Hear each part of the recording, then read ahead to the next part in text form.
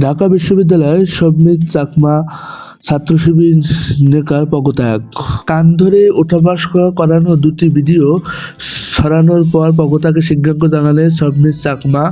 ঢাকা বিশ্ববিদ্যালয়ের কেন্দ্রীয় ছাত্র সংসদ ডাকুস কার্যনির্বাহী সদস্য থেকে পদত্যাগের সিদ্ধান্ত নিয়েছে বলে জানিয়েছে সমিত চাকমা। বিশ্ববিদ্যালয়ের কেন্দ্রীয় মাঠে জিমনেসিয়াম সমিত চাকমা কিশোর ও তরুণদের লাঠি হাতে দাঁড় করিয়ে ওঠা-বসা করানো এমন দুটি ছবি ফেসবুকে ছড়িয়ে পড়লে সমালোচনার মুখে কখনো দুঃখ প্রকাশ করে পদত্যাগের সিদ্ধান্ত নেন এই Samit Chakma.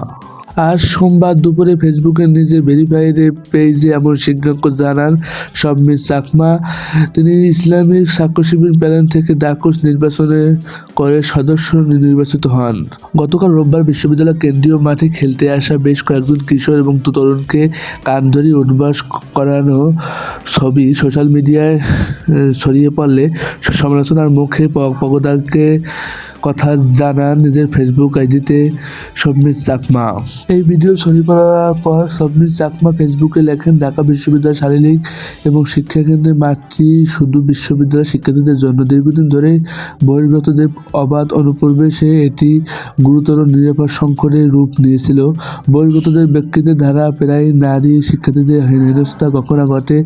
Mobile phone, money bag, cycle চুরির মতন ন্যক্কারজনক ঘটনাও ঘটে। এসব ঘটনা শুধু শিক্ষার্থীদের ব্যক্তিগত নিরাপত্তা হুমকিতে মুখে ফেলছিল না, বরং এটি শিক্ষা প্রতিষ্ঠানের মর্যাদা ও নিরাপত্তা পরিবেশকে প্রশ্নবিদ্ধ করেছিল।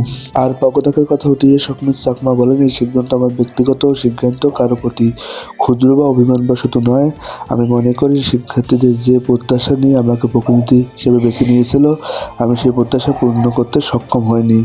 প্রকাশনের অসহযোগিতা এবং ব্যর্থতার দায় মাথায় নিয়ে আমি পদত্যাগের সিদ্ধান্ত নিয়েছি। বন্ধুরা, নিউজটি কেমন হয়েছে অবশ্যই কমেন্ট করে জানাও। তোমরা কি মনে করো সেটাও কমেন্ট করে জানাও। আর ভালো লাগলে সাবস্ক্রাইব করে আমার পাশে থাকো।